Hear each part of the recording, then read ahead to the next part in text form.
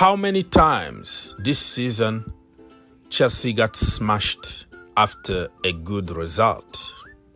We got too excited, we celebrate, and then the next game, it's a disaster. Ladies and gentlemen, my name is Ogs. Welcome to the channel. Don't forget to like, subscribe, share, comment down below. And in this video, I'm going to discuss about what Mauricio Pochettino should do to avoid the same mistakes that we've been seeing over and over this season. You know, human being, we have something called the recency bias, which is we tend to remember what just happened and forget everything that happened like a few months ago. But this time, if we do the same mistake, we over-celebrate, my friend, it's gonna be the same exact result. Congratulations to the boys for an amazing display against Aston Villa at Villa Park.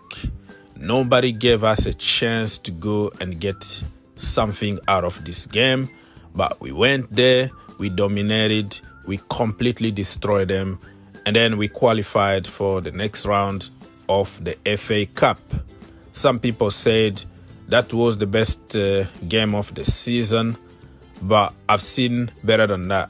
Just like I said, it's a recency bias where people tend to say, this is the best I've never had. It's becoming just like a cliche for people to repeat something that just happened as the best. But if you dig deep, you will see that we said exactly the same things for other games that we played in the past.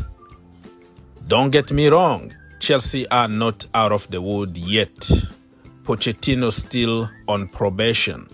You never know, we still have some tough games coming up. The first one is going to be on Monday against Crystal Palace, a very tough London derby. And the following one is going to be Manchester City away. And then Chelsea need to play the Carabao Cup final at Wembley Stadium against Liverpool. So if we are not careful, we might go back to crisis again. If we don't learn anything from the game against Aston Villa, we're going to be doing the same stupidity and we're going to have the same result at the end. We are living in the world where people are very quick on pointing fingers, insulting people, but rare are the people who will bring solutions on the table. Right now, if you ask many people, they will say, get him out, Pochettino out. But my brother, you know that he's not going anywhere. You know that me and you, we don't have the power to sack Pochettino at the moment. We can only control what we can control. Try to bring something, some solutions on the table instead of insulting 24/7 and talking about things that are not realistic in your level. So I decided to be proactive as always and not reactive.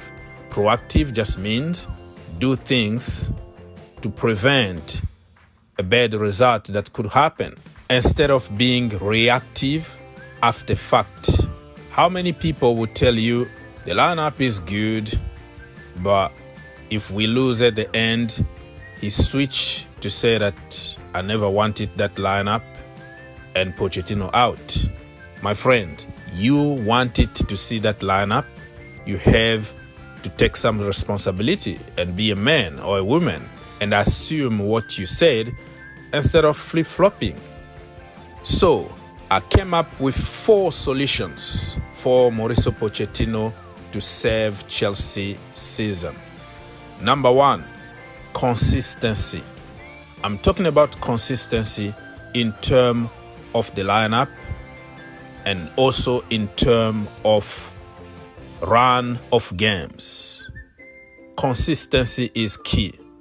How many times this season you ask yourself, what Noni Madueke need to do to have 90 minutes back-to-back?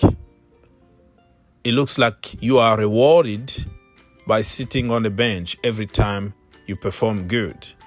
and some other players are there and they don't deserve it. If they are fit, they are in the starting 11.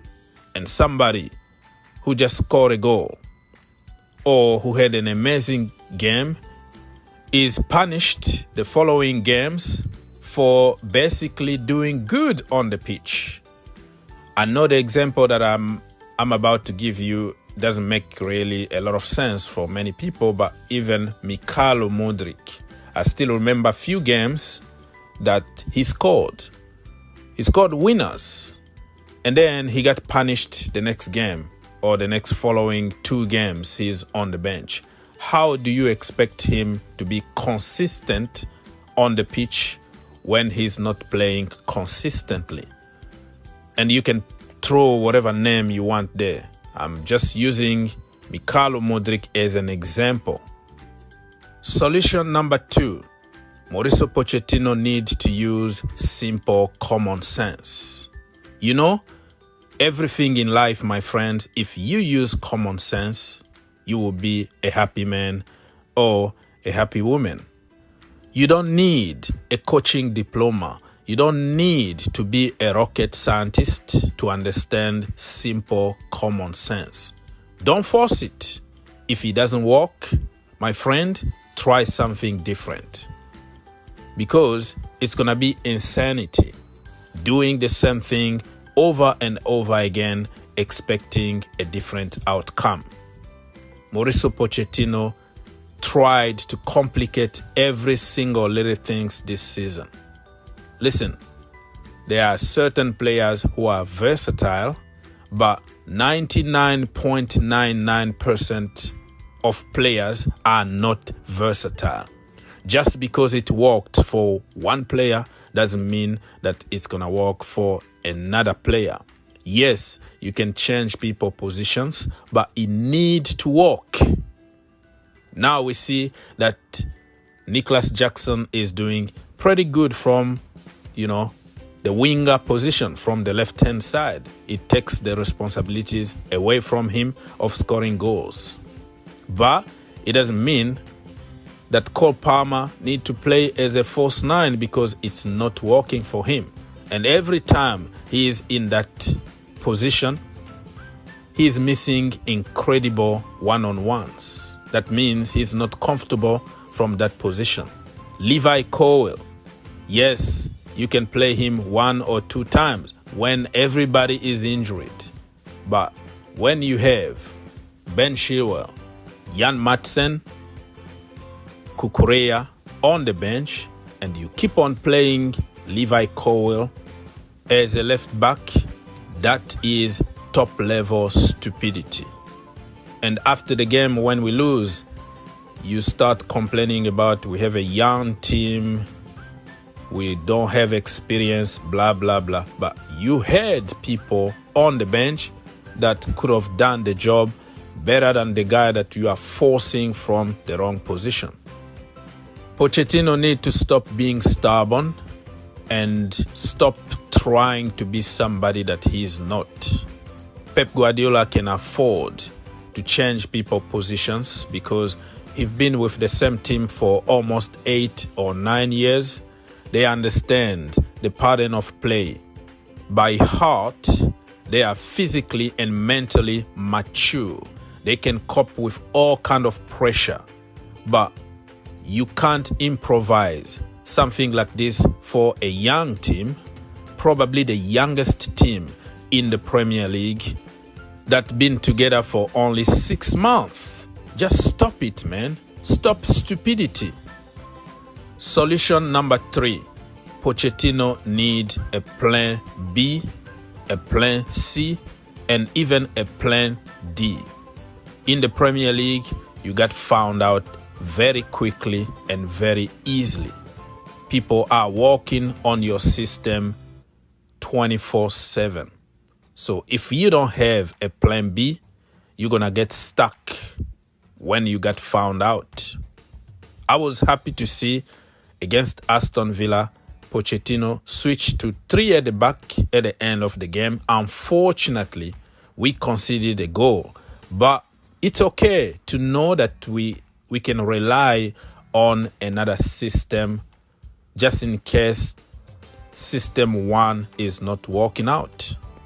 Solution number 4, Pochettino need to be ruthless. Football is not your friend.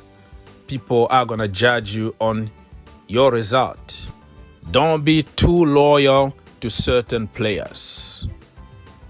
You have to deserve your place in the starting 11 or even in the team in general. It needs to be meritocracy and not friendship. We've seen somebody like Raheem Sterling, very lazy.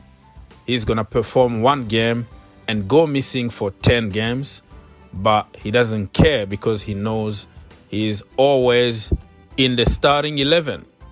How do you expect him to work very hard?